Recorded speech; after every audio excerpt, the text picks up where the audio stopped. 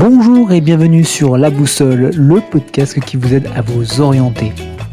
Dans ce podcast, la parole est donnée à des étudiants et étudiantes de différents univers pour se faire un retour d'expérience sur leur formation. Cela permettra peut-être de répondre à tes questions que tu te poses pour trouver ta voie. Sans plus tarder, place à l'invité du jour. Alors aujourd'hui, il n'y aura pas un, pas deux, mais trois invités. C'est la première fois que ça arrive sur le podcast. Donc je vais laisser présenter Malka à nos auditeurs, notre première invitée. Ok, salut tout le monde. Donc moi c'est Malka. Actuellement, je viens de finir ma deuxième année de médecine. Là, je vais rentrer en troisième année de médecine, donc à la faculté de Strasbourg. J'ai fait un bac scientifique, donc il y a 3 ans. J'ai redoublé ma première année de médecine et j'ai eu mon bac mention bien. Voilà. Super. Ensuite Léa. Salut, moi c'est Léa. Je suis aussi en deuxième année de médecine et je vais passer en troisième année de médecine à la faculté de Strasbourg. J'ai aussi fait un bac S, donc l'ancien bac en 2019. Par contre, j'ai eu mention très bien, mais j'avais aussi redoublé ma première année. Voilà. Top. Et enfin, pour finir, Marion. Salut, du coup, moi c'est Marion. Je rentre en D4, donc en sixième année à la rentrée. Je suis à la fac de Lille. En ce qui concerne le bac, moi j'ai fait aussi un bac S, mais il y a plus longtemps du coup.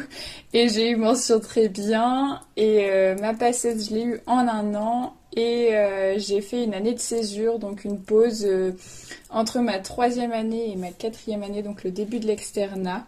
Où je n'ai pas étudié la médecine du tout pendant 1 an. Je voulais faire une pause. Voilà. D'accord. En tout cas, merci à toutes les trois d'être là aujourd'hui pour parler de la médecine, enfin de la formation médecine. Je pense que ça sera d'autant plus riche d'avoir plusieurs retours. Commençons d'abord sur comment en fait on fait pour intégrer médecine. Peut-être Léa? Ouais. Alors, pour accéder à la faculté de médecine, il faut postuler sur Parcoursup.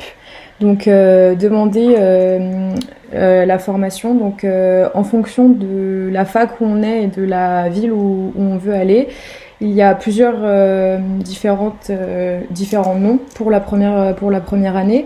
Donc, on a soit les PASS, les LAS et à Strasbourg, on a les L1 SPS. Et du coup, on est accepté en fonction de nos notes en première et terminale, de notre dossier. Il faut aussi faire une lettre de motivation. Et voilà, une fois qu'on a la réponse, on est soit en liste d'attente ou pas, et on peut obtenir du coup l'entrée à la fac. Voilà. Ok, on peut être refusé?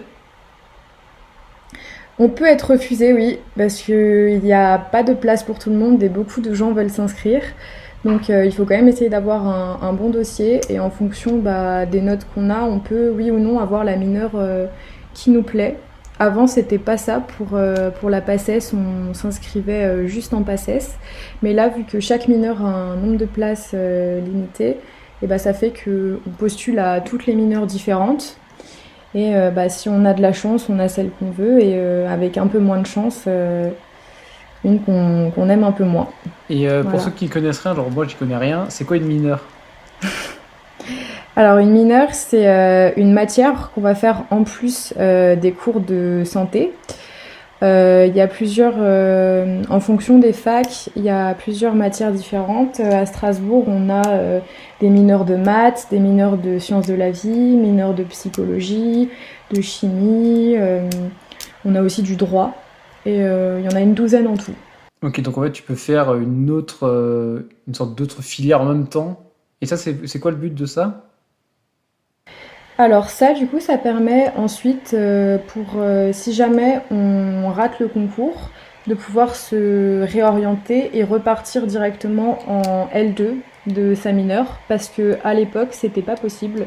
Si on ratait ces deux PACES, on se retrouvait avec rien et il fallait repartir en L1 et se réinscrire sur Il n'y avait pas Parcoursup. des passerelles quand même, je crois, vers la bio ou des trucs comme ça? Je crois qu'il y avait des passerelles avec vraiment la bio et quelques exceptions. Il n'y en avait pas autant que du coup ce que ça permet, mais il y avait quand même quelques passerelles avant qui étaient autorisées. Là, tu parles uniquement pour médecine ou pour toutes les filières de santé? Justement, quand tu ratais ta PACES, tu pouvais avoir une passerelle qui te faisait esquiver la L1, qui t'amenait en L2 par exemple pour la bio ou d'autres choses. Ouais, je pensais que tu parlais des passerelles qui te permettaient de rentrer Non, en filière de santé, en fait, non, après. c'était Ok, dans ouais. l'autre sens. Et par contre, nous, après, ça dépend aussi des facs, je pense. Mais à Lille, on est une énorme fac.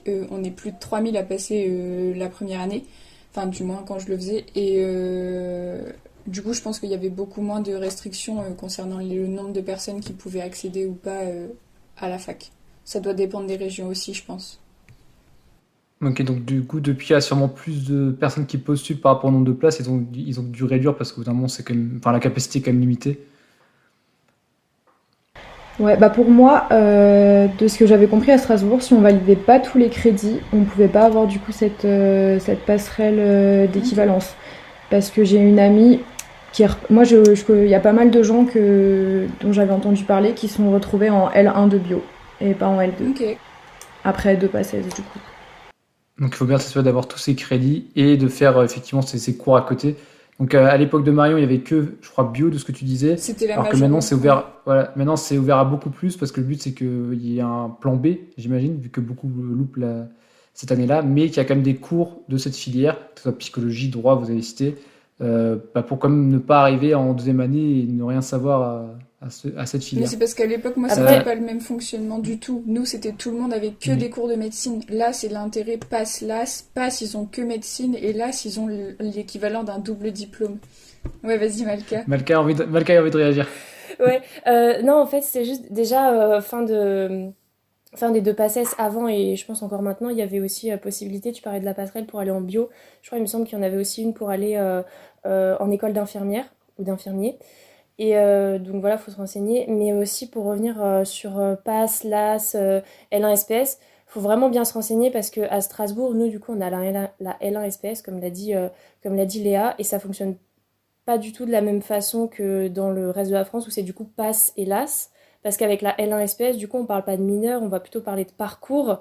Comme elle l'a très bien dit, là, on en a 12 différents. Mais le parcours, en fait, ça représente vraiment la moitié, limite, voire un tiers des notes de l'année. Alors que si je dis pas de bêtises, dans les autres facultés, en fonction de si on prend PASS ou LAS, on va avoir ce qu'on appelle justement une mineure, où là, ça va être le bloc santé qui va être vraiment prédominant. Après, je m'y connais pas assez pour savoir dire lequel c'est PASS ou LAS. Et il y en a un autre où du coup la minorité ça va être santé, mineur santé, et majoritairement du coup le parcours du coup à côté qui sera pas appelé mineur en fait. Voilà. Je sais pas si je suis claire. Non, pas du tout. J'essaie de comprendre. Donc, c'est quoi donc passe et las, c'est quoi exactement la différence entre les deux? En fait, PASS et LAS, ce qu'ils ont fait du coup dans toutes les autres facultés de France, hormis Strasbourg, lol, Ok. c'est que je sais plus si c'est PASS ou c'est LAS, mais en gros il y en a une où où tu vas faire majoritairement de la santé, donc toutes les C'est la filières de santé qu'on PASS, ouais. faisait anciennement en PACES, et tu vas Ok. avoir à côté une mineure, donc la psycho, tout ça que tu vas étudier moins, mais il me semble que quand tu prends du coup PASS, t'as pas la possibilité de redoubler. Je crois que c'est ça. Et quand tu prends l'AS, donc tu as une mineure en fait qui va être santé, donc tu vas beaucoup moins étudier les filières médicales si tu veux. Et à côté, tu vas avoir majoritairement bah, du coup ta filière psycho si tu as pris, je sais pas comment il l'appelle, parcours psycho à côté. Et là par contre, tu as la possibilité de redoubler si tu n'as pas de ton année. Mais après, Ok. encore une fois, il faut vraiment se renseigner parce que bah, du coup, moi je suis pas dans les autres facs et je suis pas passée par là. Je connais En, la L1 espèce, mais voilà, en faut se gros, c'est renseigner. soit tu passes sur un parcours où c'est majoritairement des cours de médecine ou alors minoritairement. C'est un des Oui. deux en fonction Mais de il y ce que en tu a un choisis. où tu peux pas du coup redoubler en fait. Ok. Donc Donc ça, il faut faire bien c'est quand même attention. voilà, faut vraiment faire Ok. attention à ça parce que faut savoir quand même que anciennement on passait, c'était quand même en fonction des facs un tiers qui passait qui étaient des doublants quoi. Donc si ce n'est plus en fonction des facs donc c'est quand même pas négligeable. Bon, très bien par rapport à ce sujet. Maintenant, comment se déroule, hormis cette partie-là, comment se déroule la première année? Bachotage, bachotage, bachotage. Je crois que Marion veut écrire une chanson là-dessus. Faut juste être le nez dans tes cours et après, il y en a qui... Enfin, ça, c'est ce qu'il faut intégrer. Je pense que c'est valable dans toutes les études. C'est qu'il faut s'écouter et savoir comment on fonctionne. Il faut pas oublier que les études sup, surtout quand t'es à la fac, que t'es pas en école, ça n'a rien à voir avec le lycée. Et que la méthode de travail que t'avais au lycée n'était sûrement pas la méthode que tu vas avoir quand tu seras en études sup. Et du coup, faut trouver ta méthode. Il y a des gens qui vont pas en cours du tout. Il y a des gens qui vont en cours tout le temps. Moi, c'était mon cas et je travaillais mes cours après, tout ça. En plus, maintenant, en médecine, j'imagine qu'il y en a dans quasiment toutes les villes. T'as des prépas payantes à côté, qui malheureusement tirent profit de la détresse des étudiants pour se faire de l'argent, et voilà. Mais malheureusement, la réalité, c'est que il y a de moins en moins de chances de réussir quand on n'a pas ces prépas, et c'est un fait. C'est un fait. Et voilà. Mais sinon, oui, c'est juste du bachotage et c'est ce qu'on dit. Enfin, t'as pas de vie quand t'es en PACES parce que c'est quasi vrai. Enfin, t'es tout le temps à étudier et voilà. Donc, c'est ce que Alors, j'aurais je à vois dire. Léa et Malka qui acquiescent ça. J'imagine que c'est aussi votre cas. Et du coup, c'était quoi un peu vos techniques à vous? Du coup, moi, donc j'étais en PACES, mais actuellement, en fait, la L1 espèce, enfin, c'est quand même très proche au niveau quantité de travail. Bon, clairement, on est sur des semaines à 70 heures où on va bosser, voire plus. Après, voilà, on donne des chiffres, mais faut pas se mettre en fait dans une cage où on se dit voilà, si je travaille pas 70 heures comme le copain, bah je vais pas y arriver. Comme elle l'a très bien dit Marion, ça dépend vraiment de chacun. Et faut surtout pas, moi ça je vous en parlerai après, mais c'est une grosse erreur que j'ai faite. Je suis restée enfermée en fait dans ma méthode de lycée, sauf qu'on peut pas transposer le lycée à la fac. Donc voilà, faut vraiment pas hésiter, faut être ouvert d'esprit et se dire, il faut pas hésiter en fait à explorer de nouvelles pistes. Après, pour revenir sur les prépas, c'est vrai qu'il existe vraiment pas mal de prépas, enfin un peu partout. Voilà, c'est dommage, mais c'est vrai que ça peut rassurer les étudiants. Donc se renseigner sur ça. Après, moi, du coup, j'étais au tutorat cette année. Donc il y a de plus en plus de facs qui le proposent. C'est des étudiants donc en année supérieure qui donnent, qui font des fiches, qui accompagnent les étudiants en première année, qui leur font des séances, donc ce qu'on va appeler des calls, où on va leur préparer des questions. Souvent, ils sont soutenus par la faculté, donc c'est quand même un vrai atout. Et ça permet aussi d'avoir une aide sans être forcément obligé de se diriger vers une prépa. Après, ça, c'est le choix de chacun, hein. Mais c'est vrai que financièrement, tout le monde ne peut pas aller vers une prépa. Moi, j'ai pas eu de prépa pendant mes 2 années. Et si j'ai pas réussi ma première année, c'est parce que, comme je l'ai dit, j'ai pas utilisé la bonne méthode la première année. J'étais trop bornée en fait dans mon ancienne méthode. En deuxième année, j'ai complètement changé de méthode, enfin en redoublant, et ça s'est super bien passé. Et ça, c'est pas une prépa qui aurait pu me l'apporter, par exemple, mais c'est des choses. Faut en avoir conscience aussi. Faut pas se dire si j'ai pas de prépa, je vais pas y arriver. Mais d'un autre côté, c'est pas parce qu'on a une prépa qu'on va y arriver. Et voilà, faut quand même tout prendre en considération. Faut apprendre à se connaître pour mieux apprendre, quoi. Exactement, vraiment. On Si, sort si, de la première année ok. grandi, vraiment. On n'est pas pareil en sortant.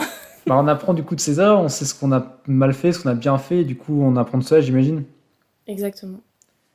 Très bien. Et est-ce que vous aviez dit que pendant la première année, vous avez bossé, mais comme jamais. Est-ce que vous avez quand même réussi à gérer un peu le temps à côté, ou c'est vraiment, il y a plus de vie?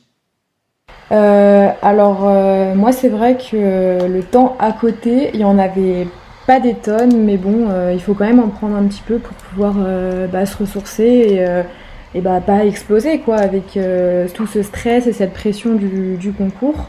Donc j'ai un peu moins, c'est vrai, j'ai moins vu mes amis, mais avec les confinements, du coup, j'étais beaucoup restée chez mes parents. Donc au final, ça a vraiment été pour moi un soutien d'être avec eux. Et le soir, en gros, après avoir mangé, après le repas, souvent je retravaillais pas trop en plus. Je me débrouillais pour faire toute ma journée avant. Et comme ça, je me gardais mes soirées où j'étais un petit peu, je déstressais, je lisais, je regardais la télé. Et puis je me couchais pas trop tard parce que le sommeil c'est hyper important. On peut pas tenir toute une année comme ça à fond sans avoir un bon équilibre de vie. Parce que c'est vrai qu'il y a des gens qui ont un petit peu des méthodes bizarres et qui pourraient raconter qu'ils travaillaient beaucoup le soir et tout. Mais je pense que pour la plupart des gens, avoir un quotidien assez réglé avec un rythme de vie, si je puis dire, surtout pour nous qui avons passé notre concours pendant le confinement où autour de nous, le monde s'était un peu arrêté, donc il fallait vraiment se donner un petit peu cette discipline pour pouvoir continuer et aller jusqu'au bout. Un peu comme les athlètes de haut niveau finalement. C'est ça, c'est un peu comme un marathon. Un rythme de vie hyper strict pour être performant pendant les examens, quoi. La régularité, c'est hyper important. Parce que après, notre corps, il s'y fait, et même psychologiquement, tu sais que de telle heure à telle heure, tu bosses et tout. Faut pas oublier de prendre des pauses. Et moi, c'est pareil, enfin, moi, mon plaisir, c'était d'aller m'occuper de mon cheval le week-end avec mon père. Et ça prend 3 à 4 heures de vraiment pause. Et c'était vraiment 3 à 4 heures où je ne pensais pas aux cours et tout. Et je l'ai fait même, enfin, le week-end avant les examens, les 2 concours de l'année, et c'est hyper important de prendre du temps. Et moi aussi, je sais pas s'il y en a qui se poseraient éventuellement la question, mais j'ai fait le choix de prendre une coloc. Alors j'ai eu de la chance parce que c'était avec quelqu'un que je ne connaissais mais absolument pas, qui était aussi en première année, et ça s'est très bien passé. Mais avoir la présence de quelqu'un, même si on n'est pas souvent ensemble et tout, c'est aussi important. Ceux qui restent chez leurs parents, comme disait Léa, soit avoir une coloc ou quoi, parce que on se renferme, surtout que souvent ça arrive que nos amis de lycée, tout ça, ne comprennent pas le mode de vie, parce que c'est complètement différent. Il y a peu de gens qui ont à s'investir autant la première année dans les études, à la limite les prépas, et du coup c'est important de quand même avoir quelques ressources de personnes sur qui on peut compter à côté aussi. C'est aussi un ressenti que vous avez, Malka et Léa? Oui, moi, Ouais, encore une fois, totalement. à chaque fois, je compare mes deux PACES. Et c'est vrai que première PACES, vraiment, j'étais rentrée. On rentre vite dans un cercle vicieux quand on a une régularité, justement.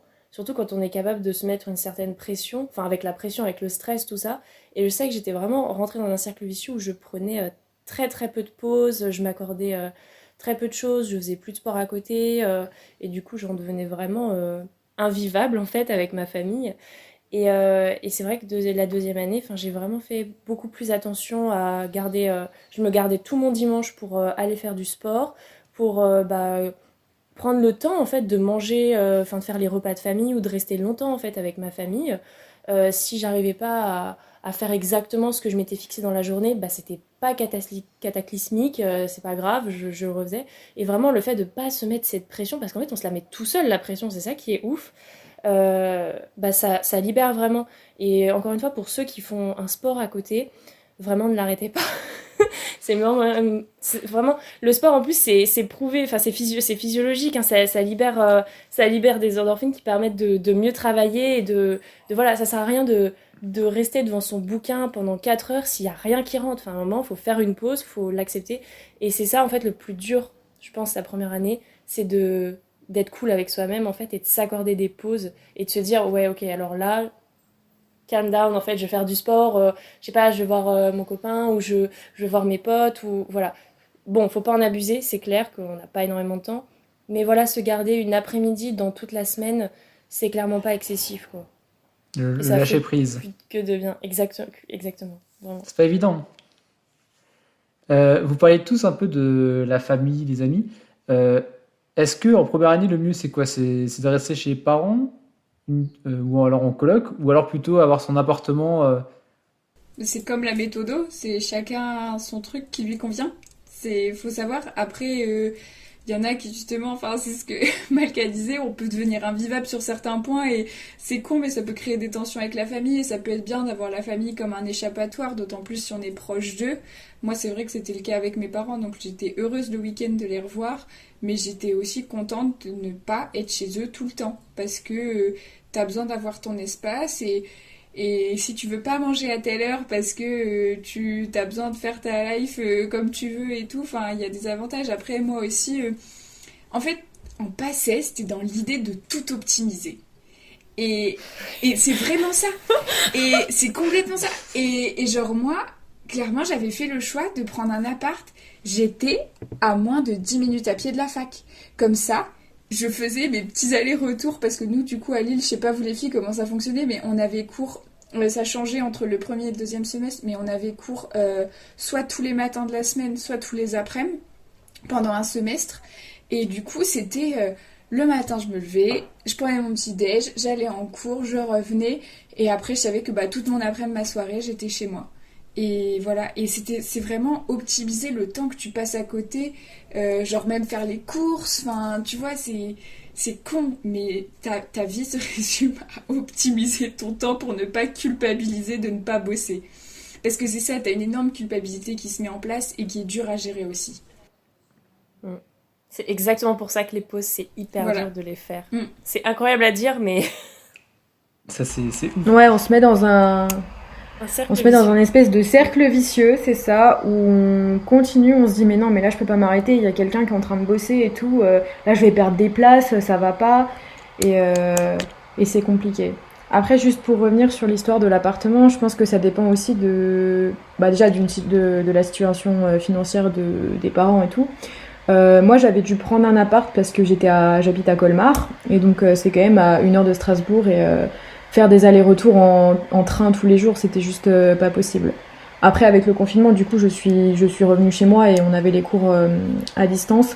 Mais sinon, oui, si on habite dans la ville même, c'est pas forcément. Enfin, faut réfléchir, quoi. La question d'un appart se pose, quoi. C'est clair. Oui, c'est un peu ça que je pensais, c'est si maintenant, parce que effectivement, si la famille habite dans la ville et que c'est pas loin, ça va, mais si maintenant on est un peu éloigné, les 20-30 minutes où on se dit, bon, ça va, ça peut passer, je peux faire les allers-retours, c'est quand même 1 heure, 40 minutes dans la journée. Une bonne solution, c'est le covoiturage quand tu fais ça, parce que au moins ça peut être une solution. Moi j'ai des potes qui faisaient ça, où ça leur faisait un moment de pause et en mode t'es dans les bouchons parce que c'est l'heure où tout le monde va au boulot ou rentre du boulot, mais au moins t'es avec quelqu'un, tu partages un moment, tu sociabilises et tout.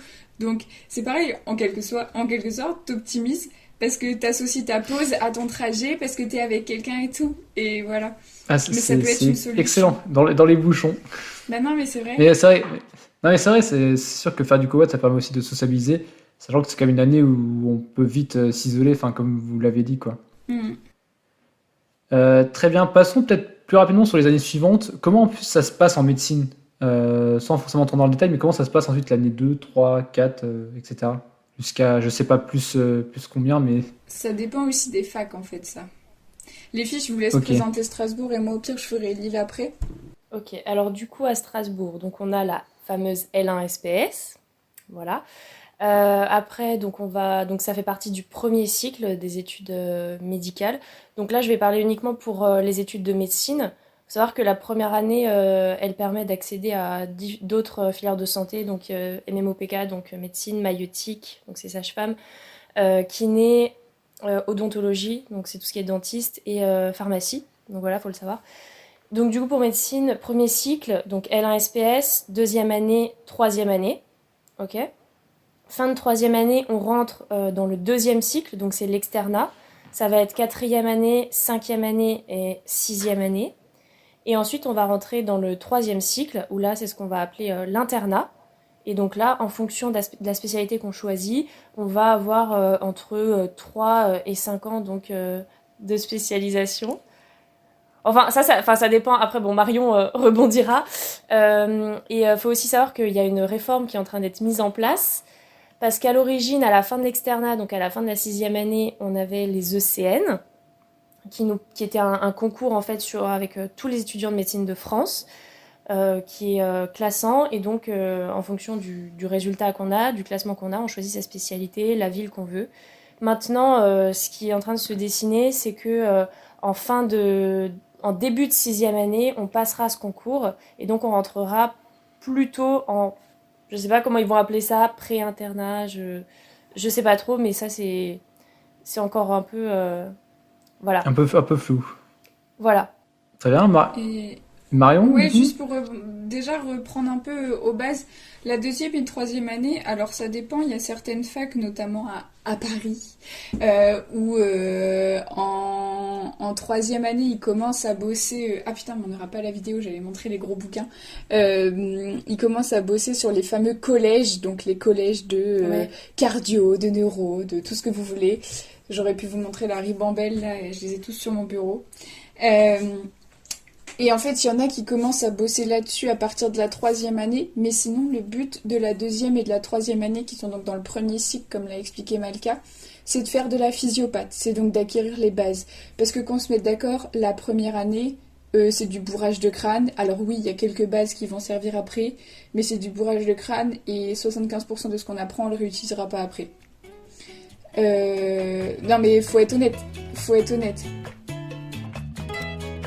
Cet épisode n'est pas fini. Retrouve Marion, Malka et Léa dans la partie 2 pour parler de la suite du parcours, les conseils et les anecdotes.